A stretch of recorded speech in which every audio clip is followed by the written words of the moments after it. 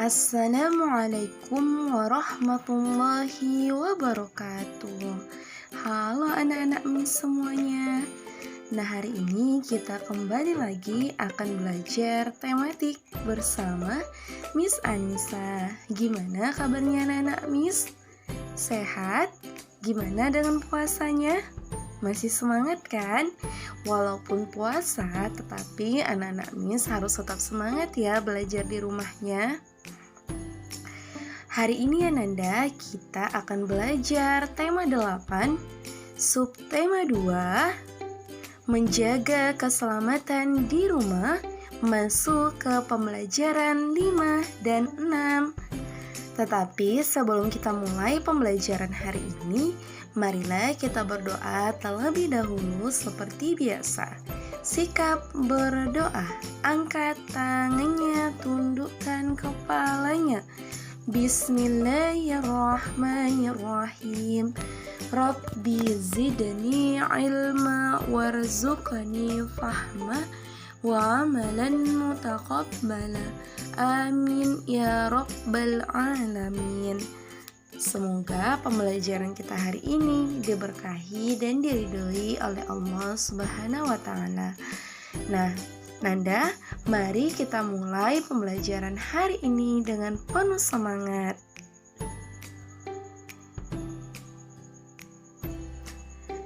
Udin dan teman-teman bermain sepeda.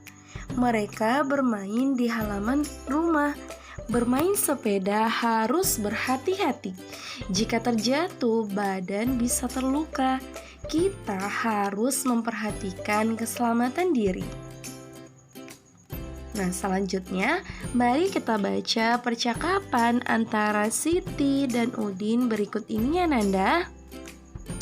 Siti berkata, "Udin, siapa yang membelikan kamu sepeda? Kapan kamu bisa bersepeda?" Udin menjawab, "Ayahku yang membelikannya. Aku baru pandai bersepeda." Kata ayah, jika bersepeda harus berhati-hati. Benda-benda di sekitar juga harus diperhatikan dengan baik. Nah, dari percakapan tadi Nanda, apa ya isi percakapan Udin dan Siti? Nah, isi percakapannya adalah tentang sepeda Udin dan nasihat ayah Udin ketika bermain sepeda. Kemudian, apa yang akan terjadi jika bermain sepeda tidak berhati-hati? Jawabannya, jika tidak berhati-hati, kemungkinan dapat terjatuh dan membahayakan keselamatan diri sendiri maupun orang lain. Tentu Ananda masih ingat dengan kalimat tanya, bukan? Kalimat tanya digunakan untuk menanyakan sesuatu.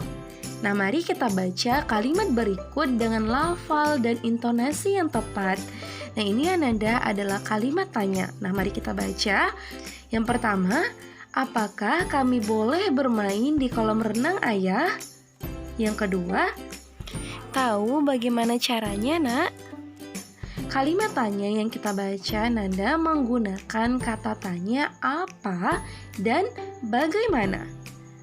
Nah, selanjutnya Nanda coba kita amati gambar berikut ini. Nah, di gambar ini kita lihat bahwa Udin dan teman-temannya sedang berenang.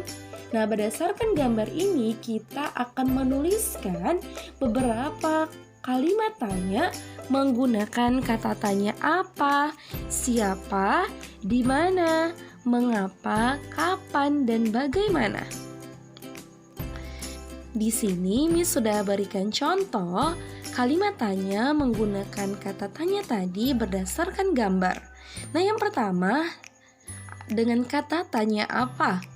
Pertanyaannya, apa yang dilakukan Udin dan teman-teman? Yang kedua, dengan kata tanya siapa? Kalimatnya, siapa yang mengajak mereka berenang? Yang ketiga, dengan kata tanya kapan? Kalimat tanyanya, kapan mereka berenang? keempat, di mana mereka berenang? Nah, ini menggunakan kata tanya di mana. Selanjutnya, mengapa mereka membawa pelampung? Nah, ini menggunakan kata tanya mengapa, Ananda. Dan kalimat tanya yang terakhir, bagaimana cara menjaga keselamatan saat berenang? Nah, ini menggunakan kata tanya bagaimana. Inilah, Ananda, beberapa kalimat tanya berdasarkan gambar. Nah, semoga Ananda bisa membuat kalimat tanya berdasarkan gambar yang ada. Oke, Ananda. Selanjutnya, mari kita berlatih dengan menggambarkan tanda waktu pada jam sesuai dengan penjelasan soal berikut. Nah, soal yang pertama. Siti mulai bermain boneka pada pukul 16.00 atau pukul 4 sore. Ia bermain selama 1 jam. Pukul berapakah ia selesai bermain? Nah, mari kita bahas bersama ya, Nanda. Nah, kita ketahui bahwa Siti bermain jam 16.00 atau jam 4 sore. Karena ia bermain selama 1 jam, Ananda, maka dapat kita ketahui bahwa dia selesai bermain adalah pukul 17 atau jam 5 sore. Nah, lihat Ananda, dari pukul 4 sore sampai 5 sore itu selang waktunya adalah 1 jam.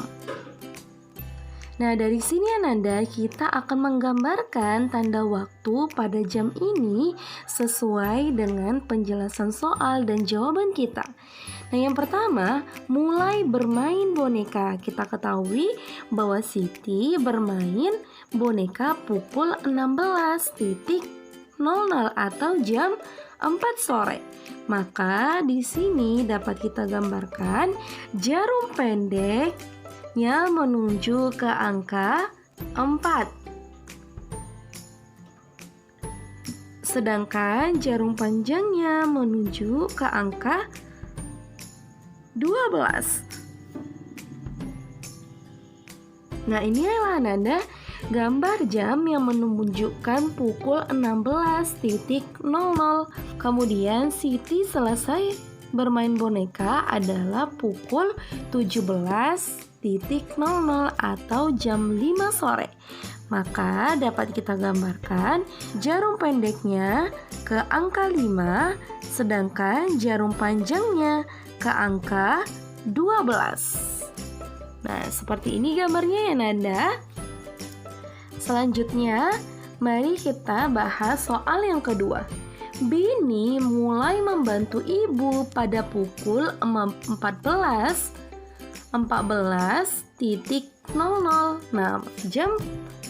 Nah, pukul 14.00 ini sama dengan jam berapa, Nanda? Iya, betul, jam 2 siang. Ia membantu ibu selama 60 menit. Pukul berapakah ia selesai membantu ibu? Nah, mari kita bahas ya, Nanda. Sebelumnya kita ketahui bahwa 60 menit ini sama dengan 1 jam. Karena Beni memulai membantu ibu pukul 14.00, maka ia selesai pukul 15.00. Nah, kenapa, Nanda? Karena ia membantu ibu selama 1 jam. Dari jam 14.00 ini sampai 15.00 ini, Nanda, selang waktunya adalah 1 jam. Nah, dari sini Nanda baru dapat kita gambarkan tanda waktunya pada kedua jam ini. Yang pertama, mulai membantu ibu. Nah, dari soal dapat kita ketahui bahwa Beni mulai membantu ibu jam 14.00 atau jam 2 siang. Maka jarum pendeknya menunjukkan ke angka 2, sedangkan jarum panjangnya menunjukkan ke angka 12. Nah, inilah Nanda gambar jam pukul 14.00. Kemudian Beni selesai membantu ibu pukul 15.00. Jadi dapat kita gambarkan jarum pendeknya menuju ke angka 3, sedangkan jarum panjangnya menuju ke angka 12. Nah, inilah Nanda gambar jam yang menunjukkan pukul 15.00 atau jam 3 sore. Bagaimana Nanda? Semoga Nanda dapat memahaminya dengan baik ya.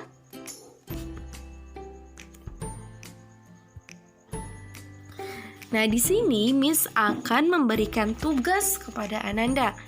Nah, yang pertama, silakan Ananda membaca percakapan antara Udin dan ayahnya berikut ini. Kemudian, setelah Ananda baca teks percakapan ini, silakan jawab 2 pertanyaan yang ada. Nah, yang pertama, apa isi percakapan antara Udin dan ayahnya?